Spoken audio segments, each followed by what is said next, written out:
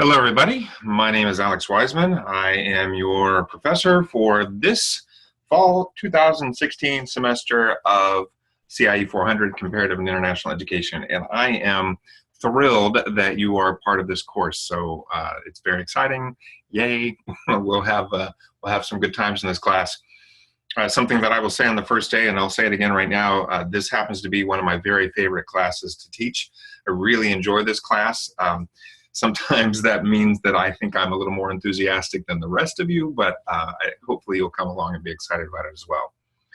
This course is the introductory course to comparative and international education. Now, I know that not all of you in this course plan on being scholars or researchers in the field of CIE, or comparative and international education. Some of you will work in schools, some of you will work in development, some of you work for international organizations, some of you will do something completely different. But there are a lot of, I think, really interesting aspects to CIE that we will go over in this class that will be helpful to you regardless of the direction that you end up taking with your career after your degree. And certainly this course lays the foundation for the kinds of vocabulary, the kinds of concepts, the kinds of interactions that we have in CIE as a field, broadly speaking. So what I'd like to do is I'd really like to just take some time in this video to walk you through our website and the syllabus, and then we will really do the rest of it in class. So having said that, here we go. We're at our website. It is CIE400.wordpress.com. I have chosen to use a WordPress site rather than a course site through Lehigh because I wanted to have broader interactivity possibilities, and I think this does a really good job of that.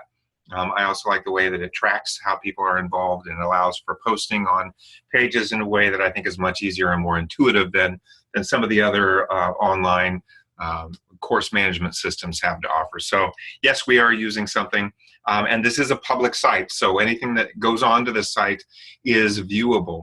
You'll know, maybe you've noticed already, that some of the links I put up are only accessible if you log into Google or whatever the link goes to using your Lehigh username and password or your Lehigh email and password. And that's just because those are sometimes things that have copyright or are proprietary or something like that. But the site in general is very public, and people do look at it who are not part of our course, who are not even at our university. So I want you to be aware of that, because you will be posting in this discussion section on a weekly basis. And remember that your posts are visible to people anywhere in the world who have access to the internet and this website. So just remember that you're representing yourselves, you're representing our program, the Comparative and International Education program, and you're representing the College of Education and Lehigh University. So keep that in mind. So you can see on the front page here, we have just a little bit of information about the course. This is going to be repeated very closely, or maybe the same exact wording in the syllabus about the goal of the course. It's really about introducing you to the origins and development of the field of comparative and international education, and think about the debates that characterize research and education around the world. That's the short version. We'll certainly go into more details about that later.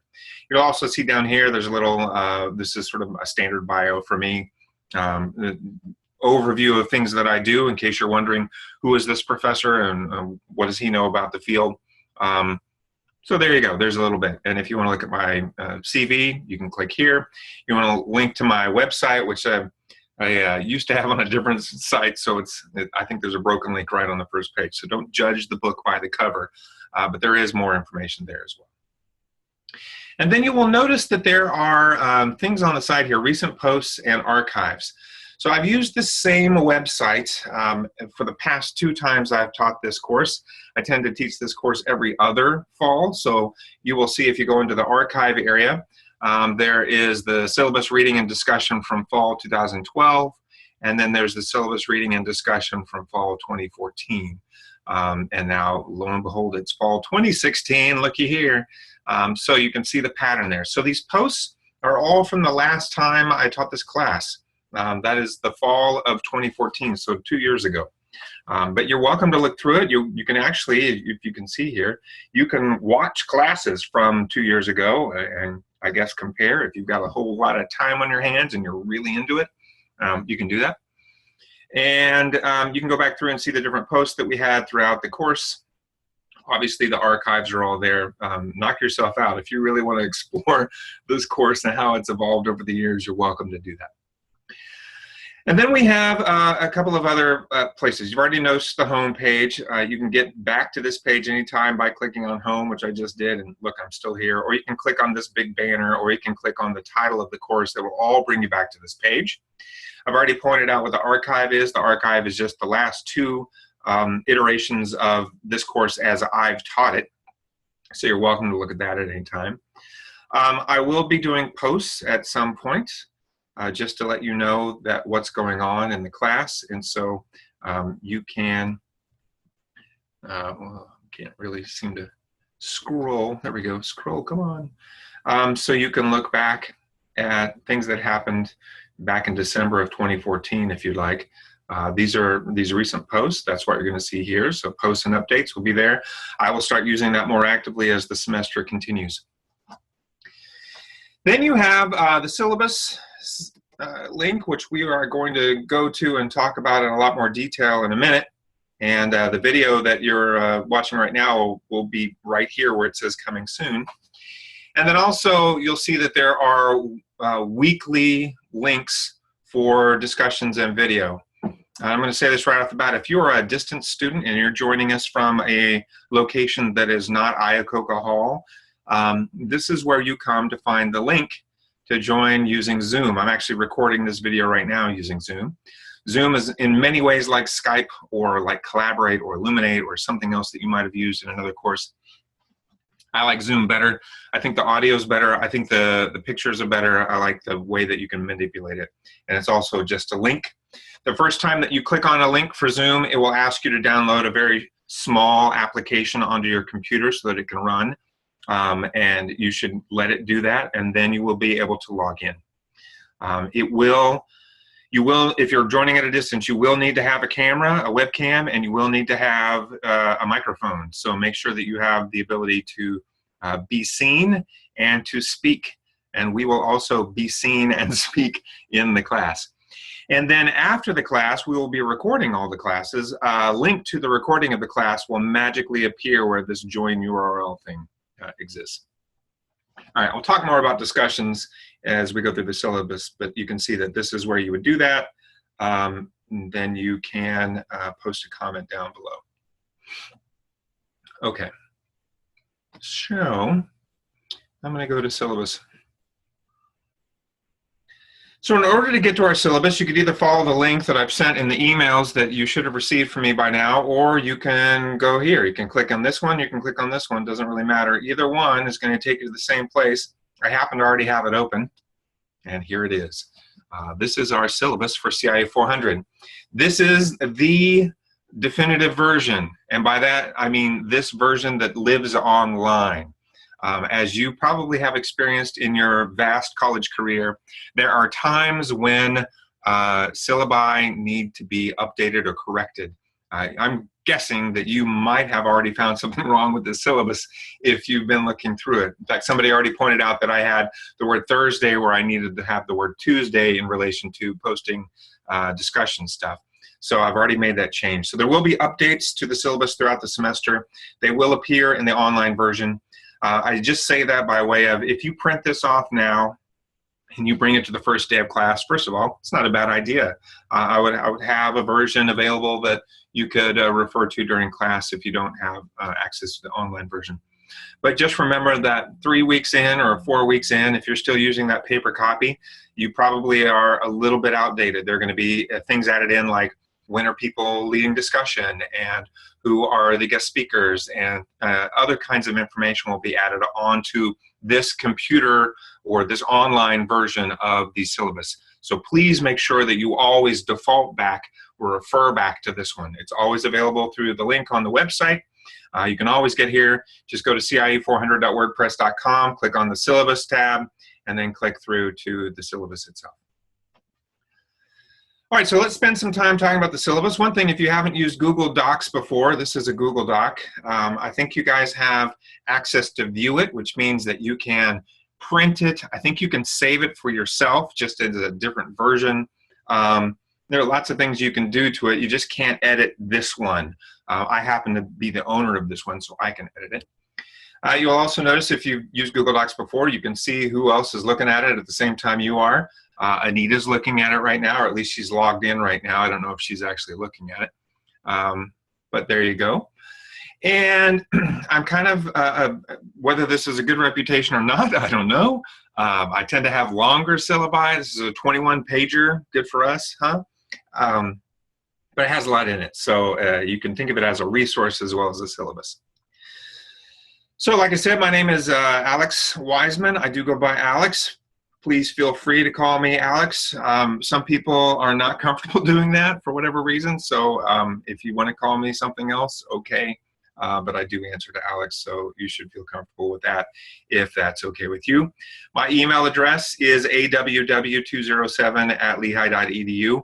I tend to check about once a day, but I do try to check daily. So you can always reach me there. That's probably the easiest way to reach me when I'm not in class with you. I do have a phone in my office. However, I'm not in my office all the time, and when I am, I'm usually not checking messages. So I would suggest that if you want to get in touch with me outside of class, email is the most effective way. My office is in Iacocca Hall, room A323. It's the last office before you go into the Dean Suite. It's right across from the copy room. Well, it's kind of across from the copy room. So if you're familiar with the third floor in the A wing of Iacocca Hall, you should come on by. I officially have office hours on Tuesdays for the hour right before this class. You're welcome to come during those office hours with any questions, concerns, or comments. If you're at a distance and you would like to ask a question during office hours, just let me know. Give me a heads up, probably with an email, and I'll make sure that Zoom is on. I do have a Zoom link that you can use, and I will send that to you, and then we'll all be in the room together, basically. We are having class on Tuesdays from 4:10 to 7 p.m. Those of you who are familiar with Lehigh's schedule know that we always tend to start 10 minutes past the hour. It's a legacy from a different era. But we will start at 4:10. We'll go until 7 p.m. We will be in Iacocca Hall, room A235. That's at the end of the A hallway on the second floor in Iacocca Hall. It's a good room. I like it a lot. Use it a lot. So you will see this room in many of your classes. Obviously, we have our website here, and that's the name of the course. I think that's all pretty self-explanatory. So the goal of the course is to introduce you to the origins and development of the field of comparative and international education, and to explore how both scholars and policymakers have engaged some of the debates that characterize research and education around the world. Whew, that's a mouthful, but it does really sum up what we're doing. Origins and development of the field. And we'll spend a lot of time, quite frankly, especially at the beginning, talking about what comparative and international education is. I've asked you, and we'll look at this in a second, I've asked you to read some definitions from Erwin Epstein. He just came out, like literally just came out with a chapter in a book on teaching CIE where he sort of rehashes his perspective on comparative and international education and what that is and how we should be defining it. We can, if you Google it, you probably find it.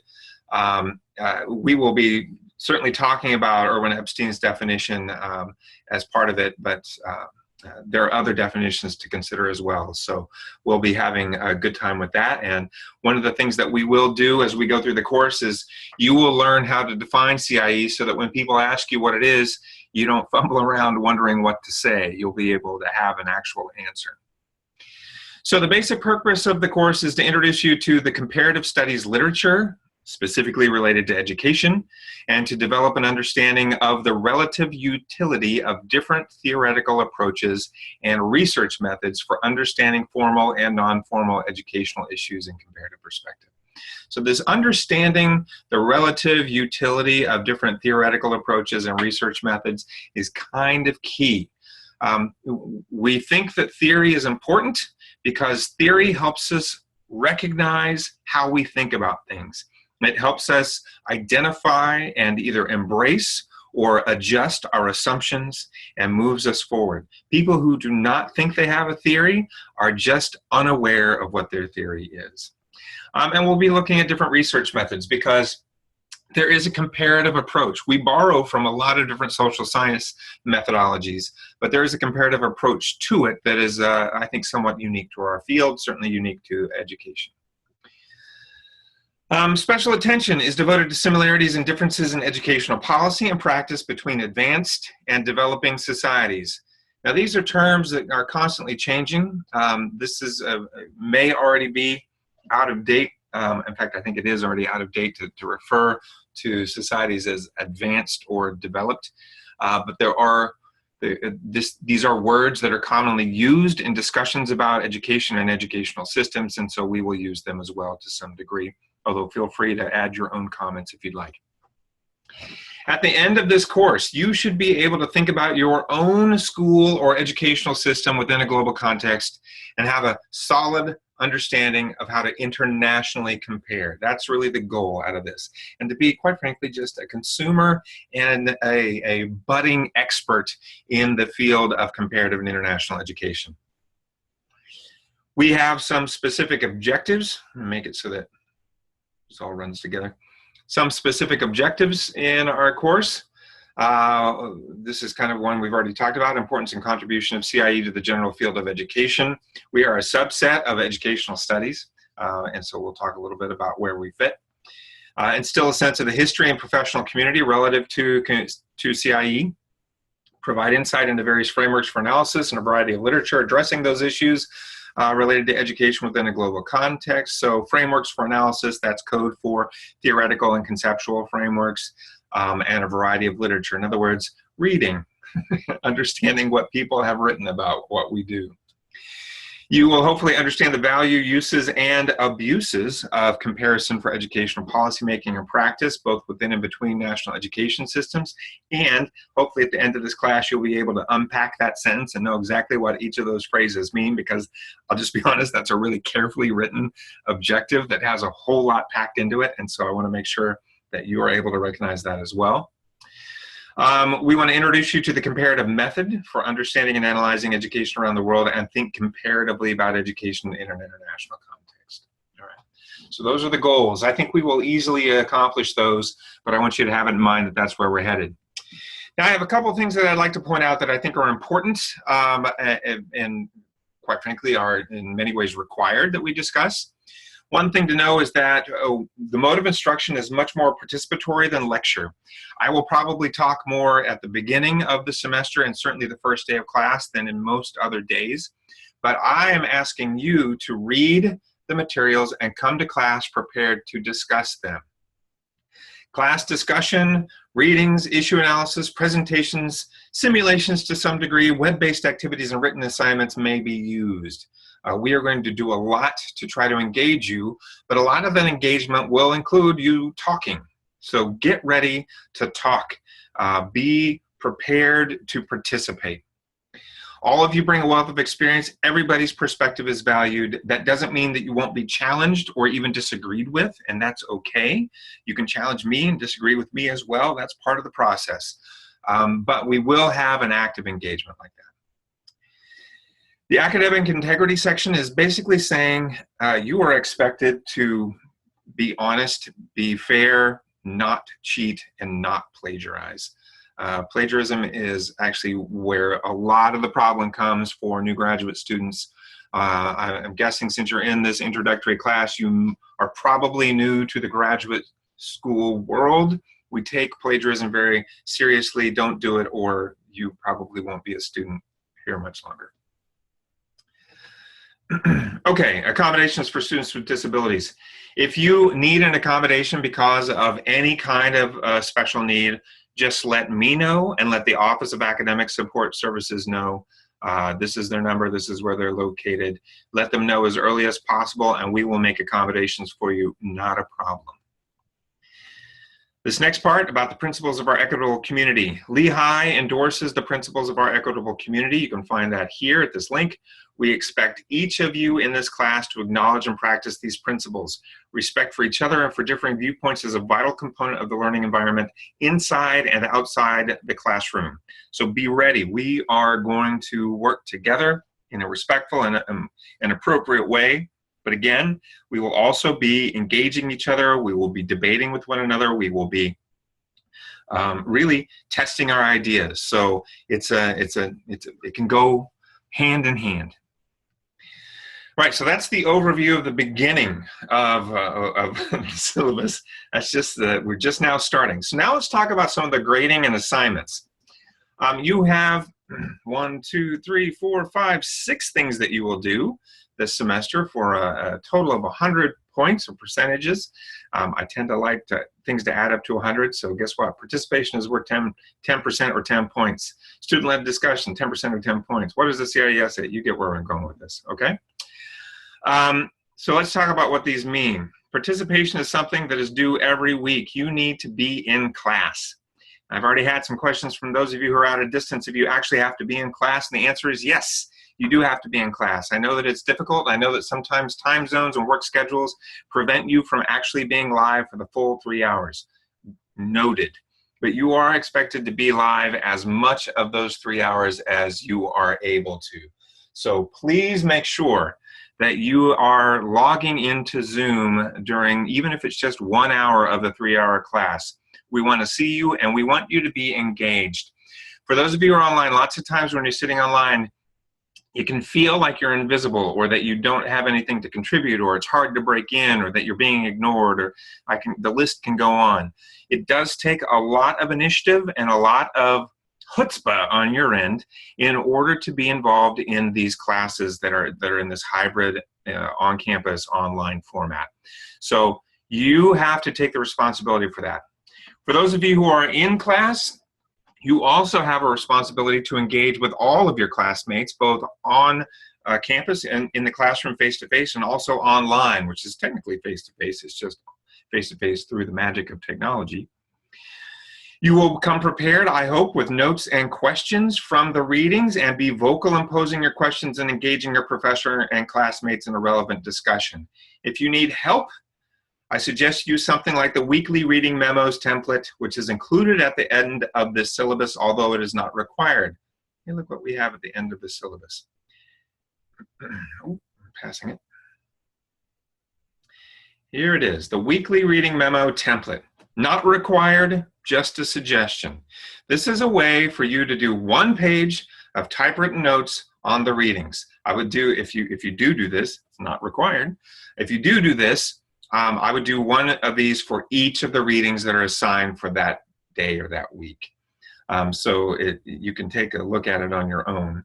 But make sure that you're just working through what are the basics, what are the main concepts, how would we apply this to the real world? Are there any problems? And by problems, please don't talk about the author's grammar or this was hard to read. We're talking about conceptually or practically for what the author is actually addressing and writing about. Discussion questions, if you had any collaborators who you're working with, make a note of that so you can remember. All right. So, weekly reading memos, that's what we just looked at. So there's a template if you need help. You will be required every week to post to the discussion thread that is online. And as a part of your participation grade, you're going to post that by the end of every Tuesday. That's after class. You are required to begin with a paragraph that is 5 sentences minimum of constructive criticism of the comments posted immediately before you for that week. If you are the first person to post comments for a week's topics or readings, you do not have to write any constructive criticism and can just post your own comments or thoughts. You might be asking, what does that look like? Well, lo and behold, look what we can do. We can go right back to the discussions from the last class, week 1. Let's go to that page. Come on, internet, you can do it. And you will see, excuse me, we have some slides linked. We have a class recording linked. Oops. And if we go down, I did a little fancy example. This is where you can leave a comment. So we had Eric, who was starting out by being critical of the annual review piece that you believe you're also reading. He was only asked to post 5 sentences, especially if he was the first person, which he was. He went a little over that. That was all on him. And then we had Bill, who responded to Eric, also in 1 paragraph or 5 sentences, right? And you can read through those as much as you want. They go on for a while. And you can see that some people got super excited and wrote way more than I expected. All right, so make sure that you're taking a look at that and that you're figuring it out. I think you can figure it out without any problem how to do it. But make sure that you're contributing. I do look at those, even if I don't respond to everybody or make a comment on everybody's. I do look at them and I do see what you're talking about. And at the end of the semester, quite frankly, I count to make sure that you're actually participating, that you're doing what I asked you to do, that you've done it every week consistently. If for some reason you think you're going to miss a class or a week, or you're traveling or something crazy, I would be the kind of person who takes the initiative and posts ahead of time or first. So that's all on you. All right. Ooh, too much. Then we have a discussion, a student-led discussion activity. The first day of class, we will actually identify which readings you are going to lead discussion on. Your classmates will be providing you structured feedback on the content, usefulness, and engagement of the discussion activity. So make sure it's informative, relevant, and interesting. It's required that you also write a blog post that complements your discussion activity and then have it posted on our website. This is where this comes in, right? So these posts and updates, for the week that you're leading, you'll send me what you want to put here and I will put it up, because this one is not just open for anyone to post on. I want to make sure that it is something that is valid and reasonable and is relevant to what we're talking about. So send that to me and we'll put it right up there. Okay, what is CIE? Your first paper is due September 20th. Excuse me. I will ask you to do a couple of things. It's only 3 single-spaced pages. Excuse me. I will probably change that to a word count in just a second here. And I'm going to, anyway, I will change that in a second. And it tells you exactly what I want you to do. I want you to provide a brief introduction. I want you to define education. I've given an example of what that can look like. I want you to define international and comparative. I want you to synthesize your definitions into one complete personal definition of comparative and international education. Then I want you to give an empirical research idea. How could you or would you empirically observe? That means actually see your version of CIE in a real world situation. Can be anywhere in the world. Can be in Bethlehem, Pennsylvania. It can be in Timbuktu. I don't care. Just make sure that it's relevant. It could be cross-national. It could be something you'd see across different national education systems. But think of what you would actually need to do to see your version of CIE in action. And then I want you to ask an interesting, provocative question about your real-world CIE situation that has not been fully or adequately answered yet. In other words, this is you forming a research question related to your definition of CIE. Explain why this question fits within the realm of research topics that are considered CIE and is a question worth answering using empirical research methods, because this is the question that the rest of your assignments are going to build on. You will find that in most of the classes that you will take with me, if you ever take another one, I like to build the written assignments on each other. So this is the first of 3 written assignments you will do. This one leads you into your topic and shapes your definition of CIE. The next one, the annotated bibliography, asks you to reflect on readings related to theoretical and conceptual frameworks and address these questions in a 3 to 4 page intro, and then do annotations of at least 20 empirical works. You will use this, you will create your answers to this out of your definition of CIE and out of your own research question that you asked in the previous assignment. If you have not done an annotated bibliography before, it is a lot what it sounds like. It's a bibliography, which looks like a reference list. And then for each reference, you have these different pieces of information that are in the annotation, in the written part that follows each of those references. It is an evaluative paragraph of 150 to 300 words. You do not have to divide it like this into 8 sections with headings for this. You can run it all together.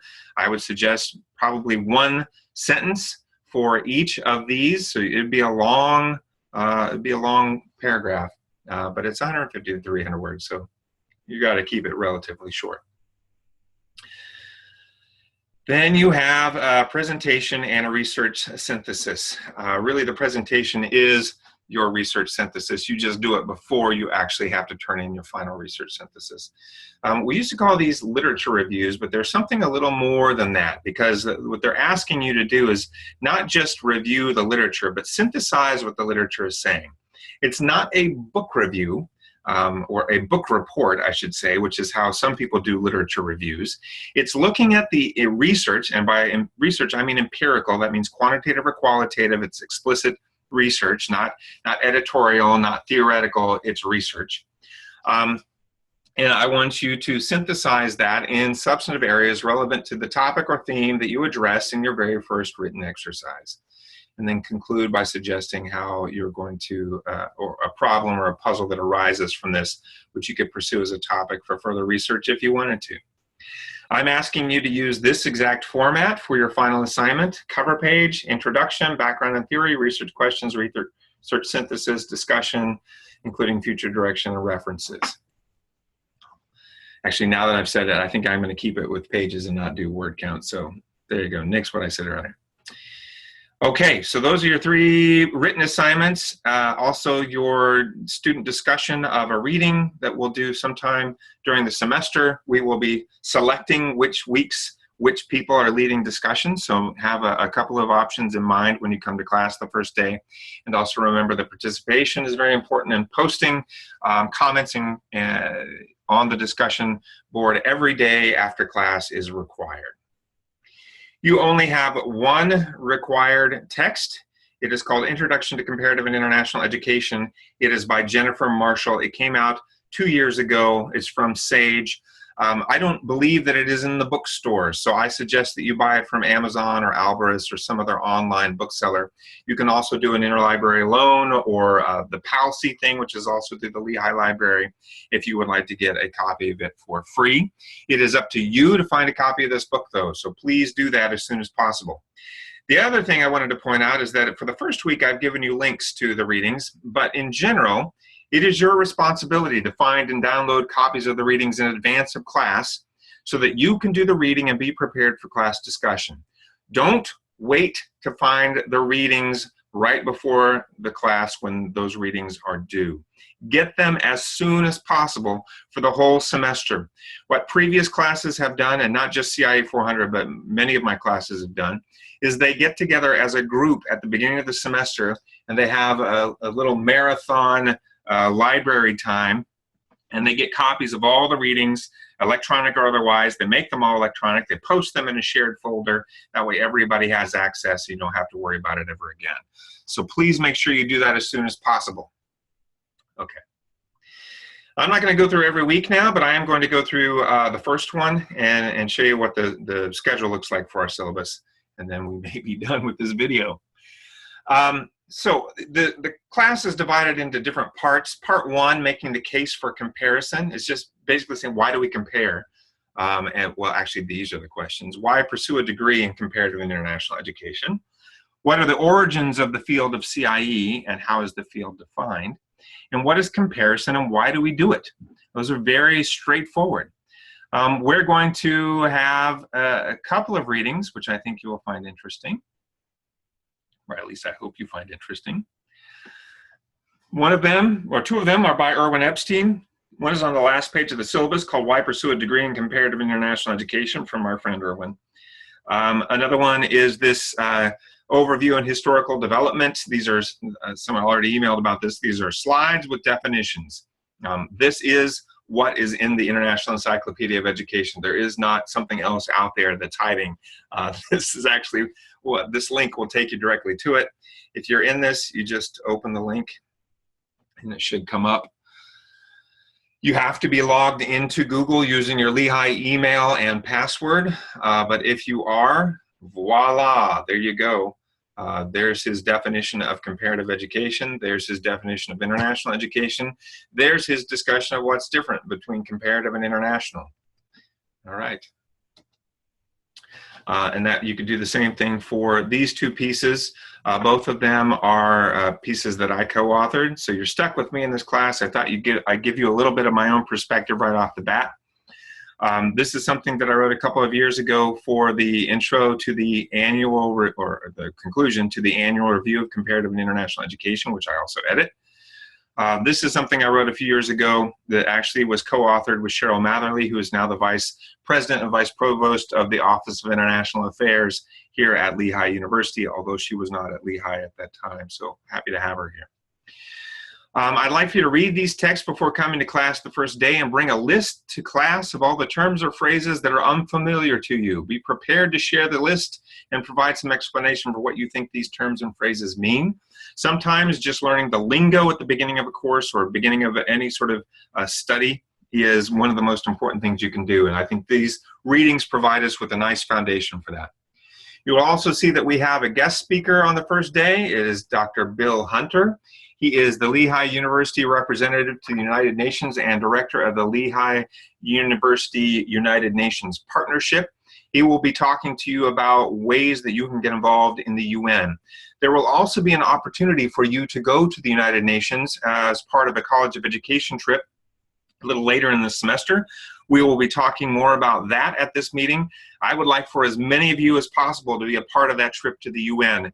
It is a rare and unique opportunity that we have at Lehigh to be involved in the UN in New York. And I think you should absolutely take advantage of that. So we'll be talking about that. And then we can just go through, I'm not going to go through each day, but you'll see that starting the next week on September 6th, you'll have your first reading out of the textbook, which hopefully you will have gotten a copy of by then. We'll also have Baraday's reading from 1964, Noah and Eckstein from 1969, and the list goes on.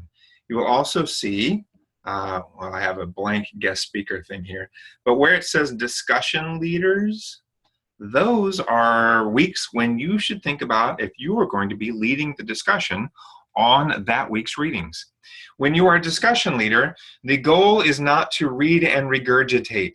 The goal is to present some sort of activity or opportunity for engaging each other in class that highlights or exemplifies the key points from the readings for that week. So I'm going to say that slowly one more time. Don't do a presentation that just describes the readings. That's boring, and that's my job. I want you to do something that is engaging and that is unique. And if you need examples for how to do that, ask me. I can give you some examples, but don't just do a PowerPoint where you go through and say, what did they say then? And then what did they say then? And then what did they say then? Because that's not going to work. Okay. As you go through here, you also see in red when things are due, what a CIE-SA is due on the 20th of September, and we'll go on and on and on. The only other thing that I really wanted to point out here is that on Saturday, October 8th, you have a required meeting to attend. Unfortunately, for those of you who are at a distance, I don't have a way to make this available to you. But for those of you who are on campus, who are students that come to A235 every week for class, you are required to be at Iacocca Hall on Saturday, October 8th from 9 to noon. We will be doing the Lehigh C-Dual rounds. They will be in conjunction with the educational leadership program here at Lehigh. There's also going to be an opportunity at some time during the semester for us to be a part of the EDL400, which is the Organizational Leadership, it has a longer title, course. They do something called the Change Game every year. and we will be a part of that change game experience. So there will be this time, Saturday, October 8th, and there will be another day when we will have a meeting that you are required to attend, but that is not part of our regular schedule. For those of you who are online, I apologize for not being able to make October 8th available to you. We will do everything that we can to make the change game experience available to you, though. Okay, and then I would look through the rest of this and just see what is coming up, what the readings are, what you would like to do. You'll see that we have 2 weeks of presentations at the end. That's big fun. Actually, it is big fun. I really enjoy it. And then I have some information for you just on some referee publications in the field. Those in bold I find particularly useful. You'll see that there is also a volume series that I edit, and I have indicated that here.